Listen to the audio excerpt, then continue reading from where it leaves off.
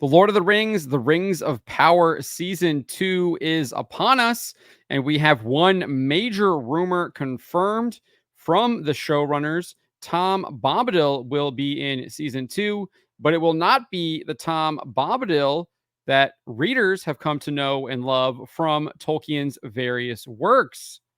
In fact, the showrunners say he has been changed between 5 to 10%. It's likely it's a lot higher than that, given what we saw in season 1 and how much they changed from that.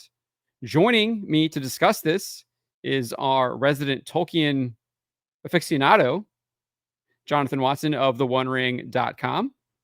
Good to see you, sir. Good to be here again, John. Thanks for having me on. Yeah, so they did this interview with Vanity Fair. Of course, they seem to like Vanity Fair. That's where they did their big piece on season 1. They're back with them again for season 2, because it's like the first real big expose for season 2. And they are announcing Tom Bombadil, and then they're actually saying that they're changing him. Like they say that they're changing him between 5 to 10%. So I covered the Vanity Fair article here over on theparkplace.com. And this is what they have to say. He's going to be played by Rory Kinnear. First off, that's what he looks like. Let's talk about what he looks like. What are your thoughts? He's so dirty. Okay, so clearly we have an affectionate name.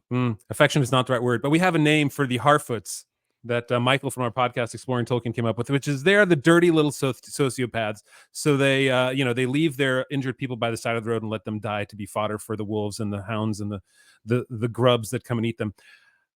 He's following the same dirty mindset. Like, he's bright where his boots were yellow, bright was his jacket blue, and we get these muted, bland colors that are nothing like what Tolkien wrote, but we don't expect that from him. And dirty, right? I don't like that he's dirty. Like, there's another picture of him further on where it's like his undergarments are worn and they're clearly like all messy and dirty and gross. And that's not the Tom Bombadil, right? When we meet Tom Bombadil in Lord of the Rings, he's with Goldberry, and what does Goldberry have? Like, he brings her flowers and she's got flowers around her feet, and it's clean and it's clear and the water is beautiful and everything's shining and bright, and this is drab and dreary and bland and gross. And granted, it's only 4 pictures, but we're not only judging this on the 4 pictures that we see from this Vanity Fair article, we're judging it from the 10 episodes that we have of the Rings of Power last year and how we know that they approached all the changes and the things that they do there. They don't hold back when they make changes. It's not 5 to 10%.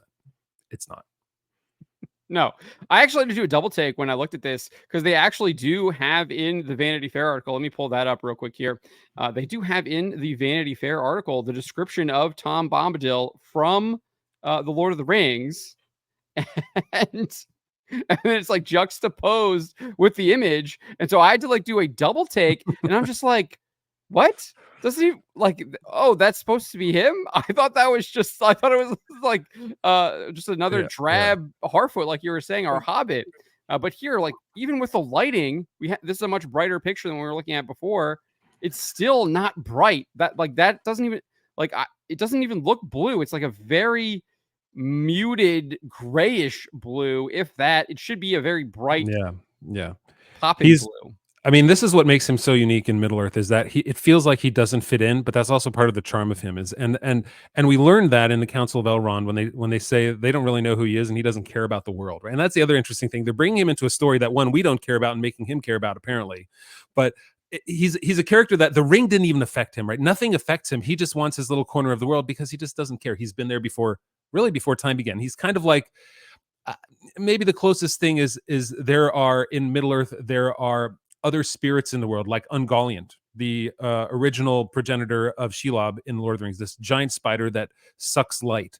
What is it? Well, it's a spirit of the world, in the same way Tom Bombadil is. But really, Tom Bombadil for Tolkien was somebody who he said, I needed to have an adventure along the way, and that's what he was. But he was this bright point, this bright point, this happy thing, this place where music is important, right? Everything he does is a sing song, and so to show him this way, I feel, is a disservice to Tolkien. Let's remember, even Peter Jackson said he doesn't really fit in. This is going to be really hard to do. So the person who made perhaps the greatest trilogy of all time, I will say it's still Star Wars, the original trilogy. However, I will say Lord of the Rings is right up there.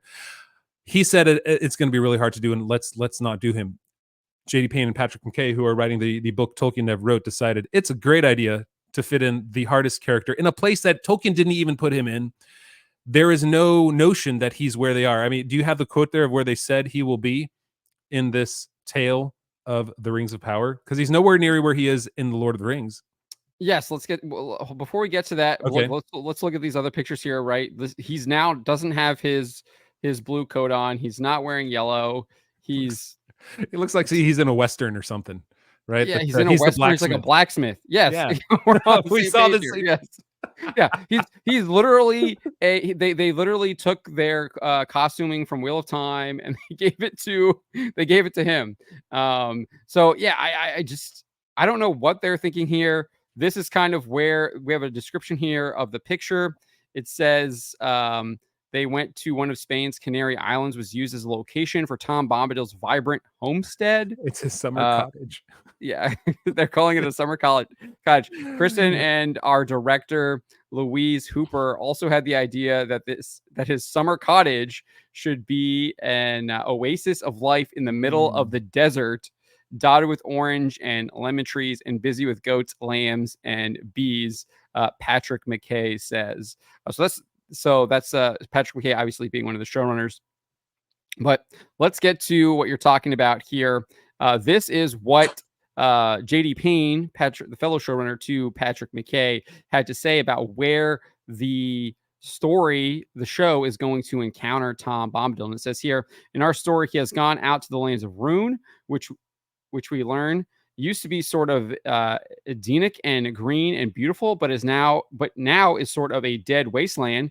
Tom has gone out there to see what's happened as he goes on his various wanderings.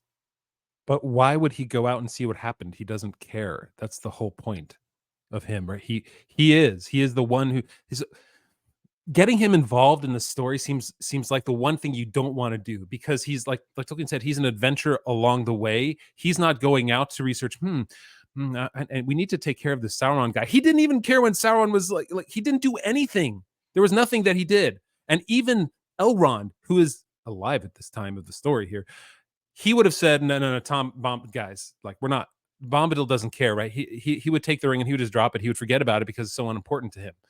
So if the ring was unimportant to him, if the one ring to rule all the other rings, why would he care about what this stranger is? And apparently they said as well, right? He's going to he's going to help the stranger. I can't remember the exact quote there, but there's something along the lines of like the stranger will he nudges the stranger along his journey, which he knows will eventually protect the larger natural world that he cares about. No, he doesn't care about the larger natural world. He cares about the land around him. He didn't care about even the Barrow-wights being there. He went to help the hobbits, but he didn't really care that they were there. It's a complete misunderstanding of Tolkien. Unsurprising. Yes, not surprised. Remember, they're writing the story that Tolkien never wrote. But yeah, so like you said here, Payne goes on to say, when he finally crosses paths with a stranger, you could say he has a desire to try to keep the destruction that has happened there from spreading to his beloved lands in the West. So they're literally putting in this idea that he's some kind of like keeper or guardian of the West, of nature, and that's like his goal and his responsibility. But as you're explaining here, that's literally not who this character is.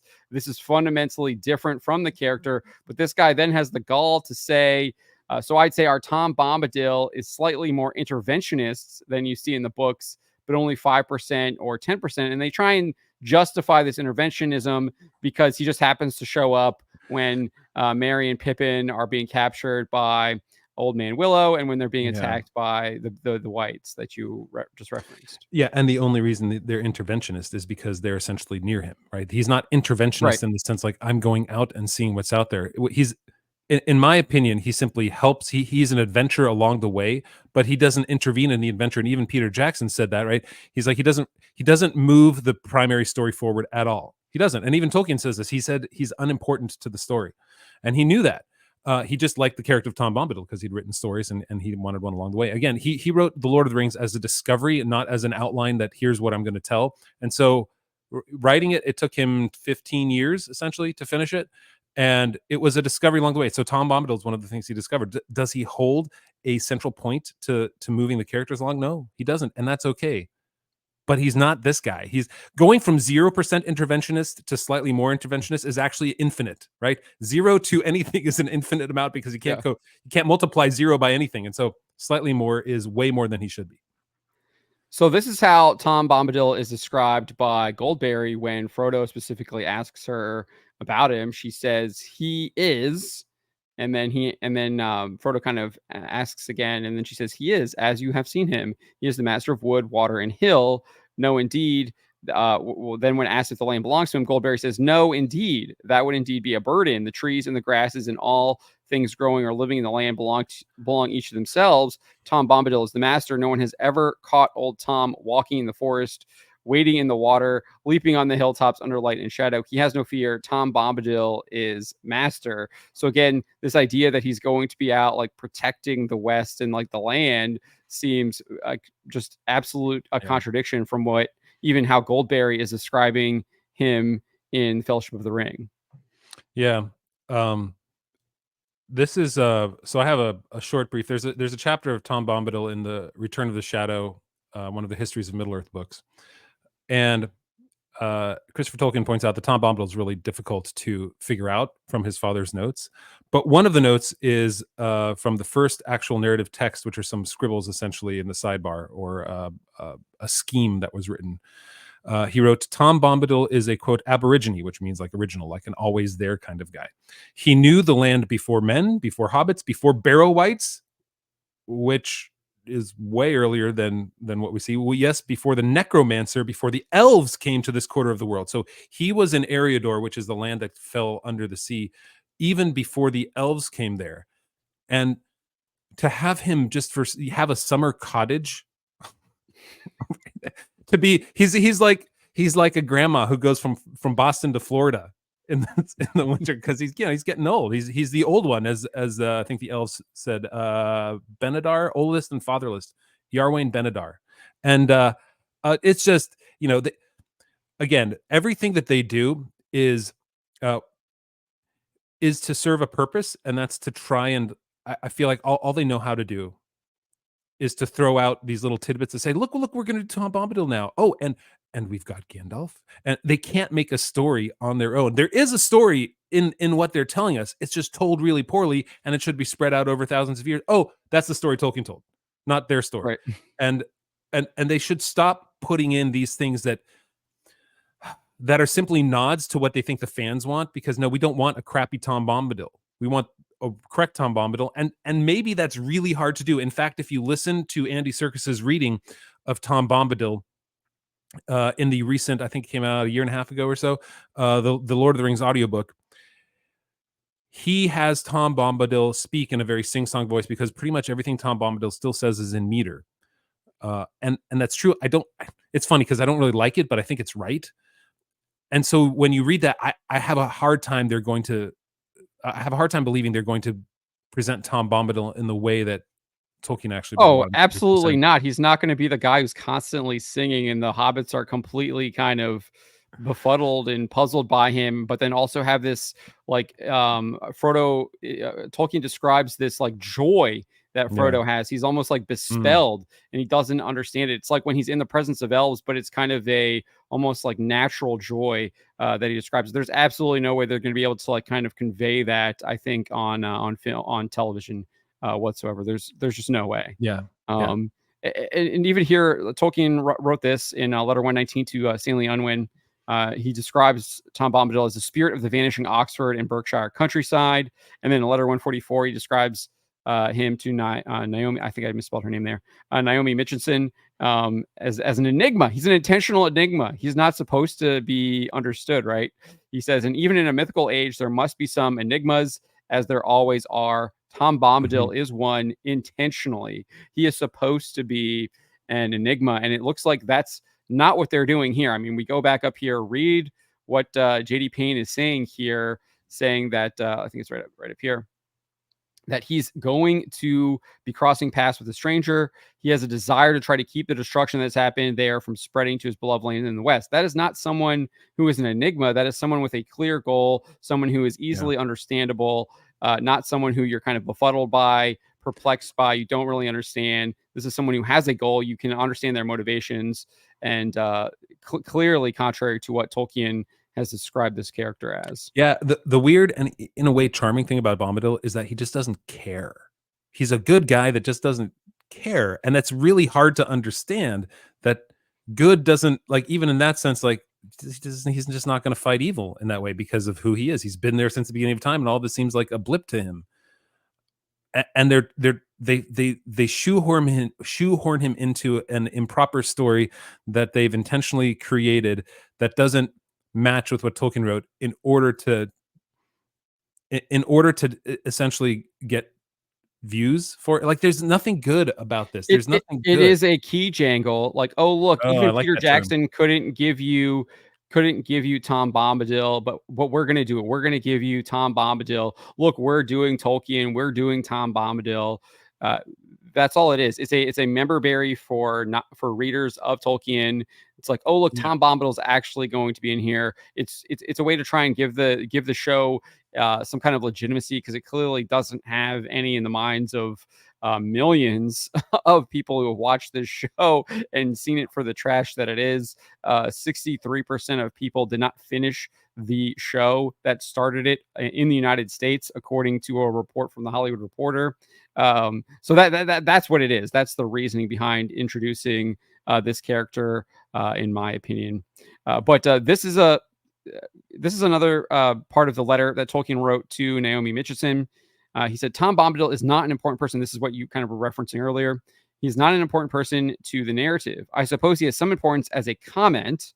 I mean, I do not really write like that. He is just an invention who first appeared in the Oxford magazine about 1933, and he represents something that I feel important, though I would not be prepared to analyze the feeling precisely. And again, he almost like already explains this, as I was talking about. That's the feeling that Frodo has, right? That sense of joy, maybe, but he doesn't really know exactly kind of what it is. But you have that feeling. Mm-hmm. He says, I would not, however, have left him in if he did not have some kind of function. I might put it this way: the story is cast in terms of a good side and a bad side, beauty against ruthlessness, ugliness, tyranny against kinship, moderated freedom with consent against compulsion that has long lost any object save mere power, and so on. But both sides, in some degree, conservative or destructive, want a measure of control. But if you have, as it were, taken a vow of poverty, renounce control and take your delight in things for themselves without reference to yourself, watching, observing, and to some extent knowing, then the question of the rights and wrongs of power and control might become utterly meaningless to you, and the means of power quite valueless. It is a natural pacifist view which always arises in the mind when there is a war, but the view of Rivendell seems to be that it is an excellent thing to have represented. Obviously, is referring to the Council of Rivendell to have maybe Bombadil there, but we're kind of referencing Elrond there earlier. Mm-hmm. But that there are, in fact, things that which it cannot cope, and upon which its existence nonetheless depends. Ultimately, only victory of the West will allow Bombadil to continue or even to survive. Nothing would be left for him in the world of Sauron. But as you mentioned, like, he's not paying attention to any of this, so he wouldn't actually be involved in it. Remember, Tolkien here is talking about from the perspective of the council of Elrond and of the people there. They recognize that there is a value of maybe having his perspective there. He's part of that kind of like the world, that he's part of their world, right? But at the end of the day, he's not going to actually care about being involved because he doesn't care about like these things such as power and control. And that's okay. Like, that's the character that he is. But when they shoehorn him into a story where he has to care, that changes his character not 5 or 10%. It changes his character 100%. If he's actively moving them along, and here's my speaking of moving them along, here's my prediction is he will actively help the Harfoots move west into where, the Harfoots would lead, either all the way to the Shire, so where his other home is. I guess they're saying his winter home is over there, or maybe to where we find Smeagol and Deagol and those hobbits at the time, at the foot of the Misty Mountain. So that's my guess, because they have to get him along, right? They have to make the Harfoots interesting. So what better way than to throw Tom Bombadil into it, because they're not now. That's at least that's what they're telling themselves. That's what they're telling themselves. I definitely agree with you there. We do have this one little piece that we didn't cover of what they had to say about Tom Bombadil here as well. Payne said this: season one set the pieces on the chessboard, and in season two, the pieces are in motion, and it's really about the villains. You've got Sauron, who is not cloaked behind the guise of the human refugee Hallbrand anymore. The audience knows he's Sauron, so now we knew already. We all knew from the beginning. So now we're watching him maneuver as he's manipulating the burn scar covered dark elf, Adar, who's another big villain of the season. Isn't they're calling him a dark elf? That's interesting. Obviously, that is something that Vanity Fair editorialized there, Yeah, but that's a I thought he specific was. thing. A dark elf, according to Tolkien, they're called the Morquendi. They're the ones that never went to Valinor to see the light of the two trees. Those are called dark elves because they never saw that light. But dark elf here, and then there's also a dark elf in the Fall of Gondolin. Ale, who marries his daughter, has a son anyway, and that leads to the whole fall of Gondolin. But he calls himself the dark elf, or he is a dark elf because he doesn't like the light, essentially. But two different things. I think they're just throwing it in there, like he's a dark elf, like a the dark side of the force kind of elf. Yeah, I just assumed that he was kind of like the elf that had been corrupted and twisted into like an orc progenitor kind of thing. At least Yeah, that's how they're portraying him in the show. yeah. They probably don't. They're well. Let's see who said this. That's Payne who said that. So they're not editorializing. He called him a dark. Oh, is that? It's an Well, no, editorialized you're because right. it's in the bracket. It's in the So bracket. yeah, that's Sorry, from yeah, Vanity you're right. Fair. Yeah. Okay. But then he added this about Tom Bombadil here. He says, really, Tom is sort of a curiosity within that structure because while it is darker, Tom Bombadil is singing and saying lines that could be nursery rhymes from children's poems. So he sort of defies the tonal shift of the rest of the season and is a real point of light amidst an otherwise sea of darkness. So it looks like he might be getting almost his own episode potentially, and it does look like he is going to be singing, but it doesn't look like he'll be singing constantly, which he kind of Yeah. does in the Fellowship. He's almost constantly Yeah. singing when he's not speaking Well, directly even to even when hobbits. he's speaking, there's a meter to it. Right. Tolkien was conscious of that. So even though it's not written in the books as verses separated by wider lines and italics, he speaks in a meter, so that gives him a sing-song voice. And listen, like I said, listen to Andy Serkis's reading in his audiobook for The Lord of the Rings. He does it in a very specific way that works. It's a little much for me, but I appreciate it for sure.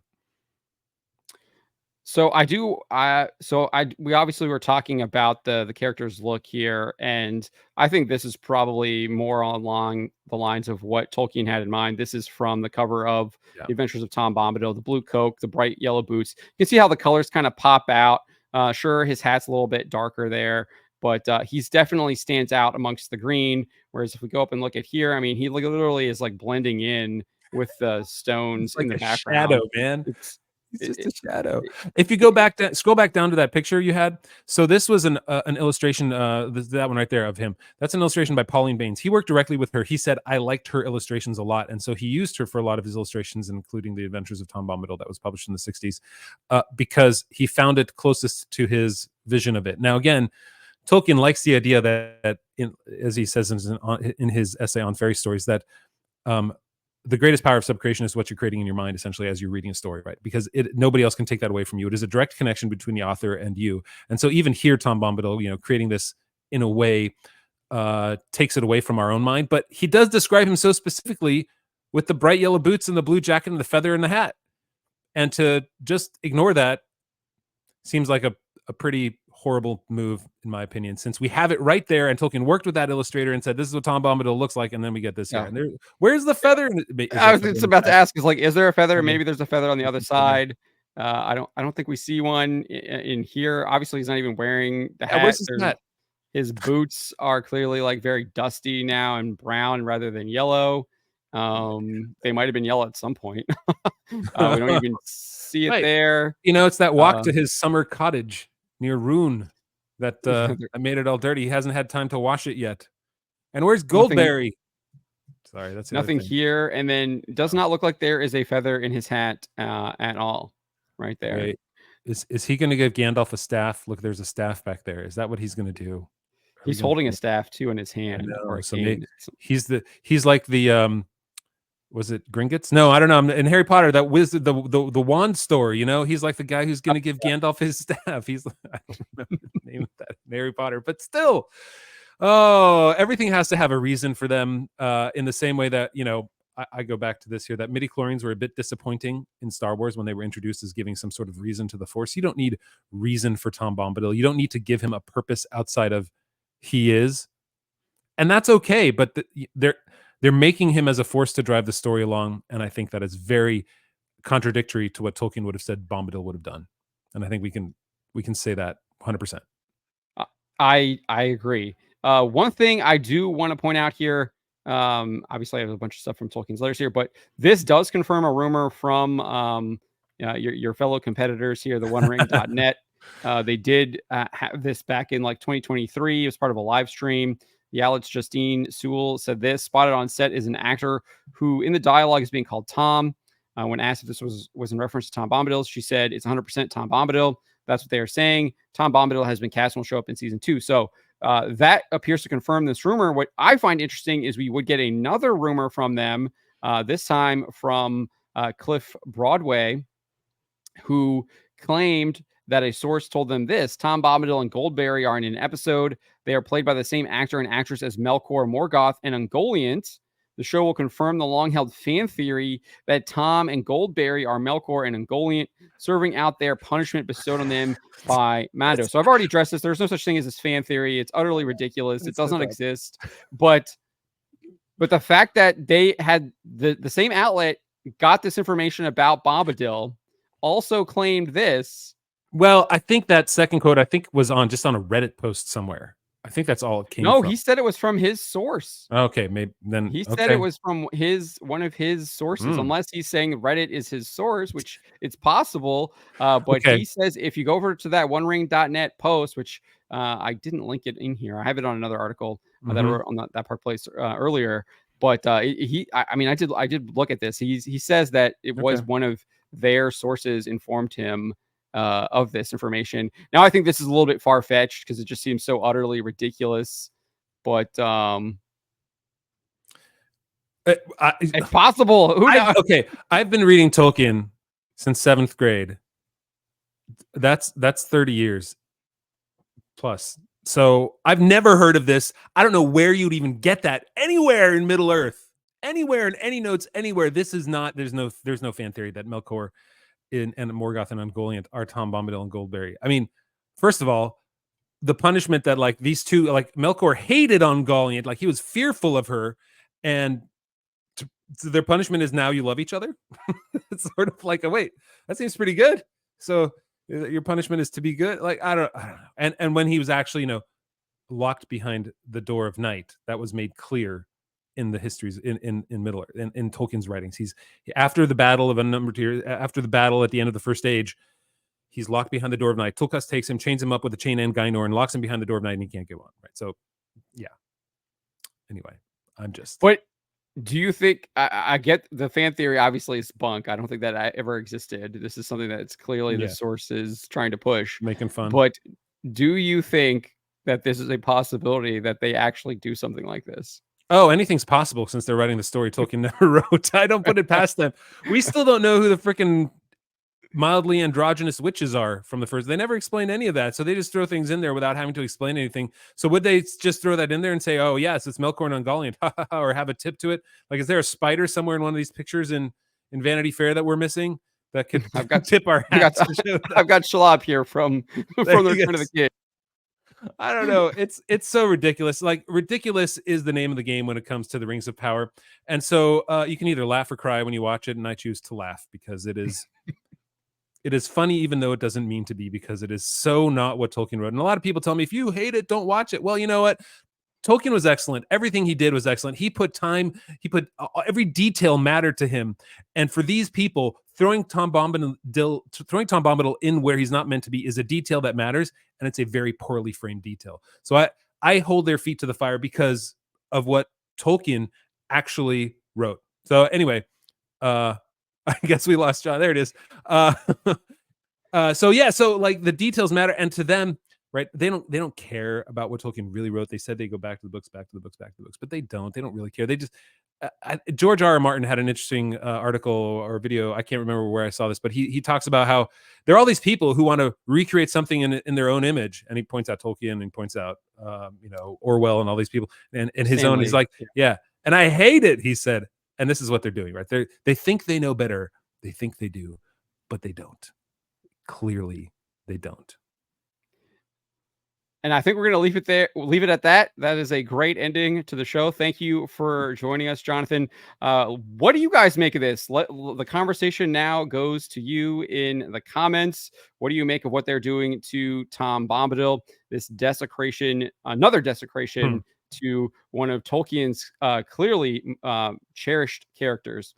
And I'd like to thank Jonathan for joining us again. And we'd love to have him to discuss Tolkien in the future. One thing we did a few weeks ago, we did actually review why Tom Bombadil wasn't in movies in our podcast, Exploring Tolkien. So if you go to, I don't remember the date. It's May or it's April something, I think.